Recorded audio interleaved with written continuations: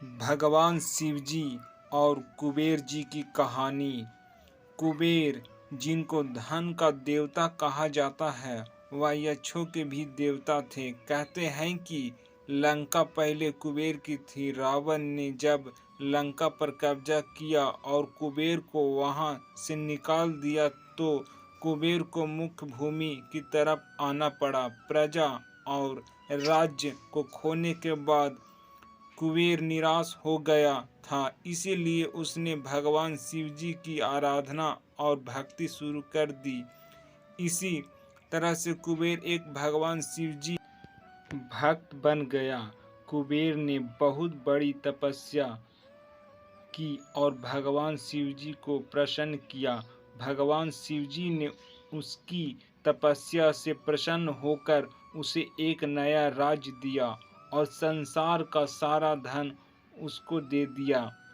इस तरह से कुबेर धन का देवता बन गए और लोग धन और कुबेर को एक समान मानने लगे। संसार का सबसे धनी व्यक्ति बनने के बाद कुबेर भगवान शिव जी को बहुत कीमती वस्तुएं चढ़ाने लगा। धीरे धीरे उसे लगने लगा कि वह शिव जी का इतना महान भक्त है और वह इतनी सारी बहुमूल्य वस्तुएं भगवान शिव जी को चढ़ाता है। लेकिन सत्य तो यह था कि भगवान शिव जी ने कभी उसकी चढ़ाई हुई विभूति के अलावा किसी और वस्तु को छुआ तक नहीं था।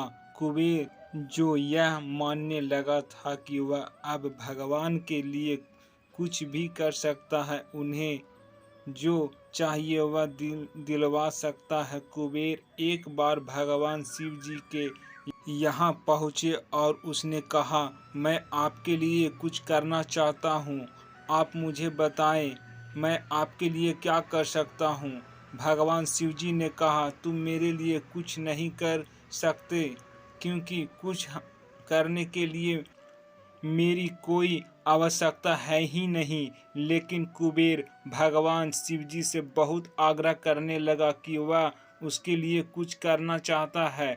दरअसल यह कुबेर का अहंकार बोल रहा था। भगवान शिव जी ने अपने भक्त को सही मार्ग पर लाने के लिए एक लीला रची। भगवान शिव जी ने कहा, देखो कुबेर, मुझे तो कुछ भी नहीं चाहिए। अगर तुम करना ही चाहते हो तो वह जो बालक है, भगवान शिव जी ने गणेश जी की तरफ उंगली दिखाते हुए कहा कि वह हमेशा भूखा रहता है, उसे एक दिन अच्छे से पेट भरकर खाना खिला दो, बस इतना ही मेरे लिए काफी होगा। कुबेर ने मन में ही सोचा कि भगवान शिव जी ने मुझे मांगा भी तो एक बच्चे को खाना खिलाने का। बस यह सोचकर कुबेर गणेश जी को अपने साथ भोजन करने के लिए ले गया।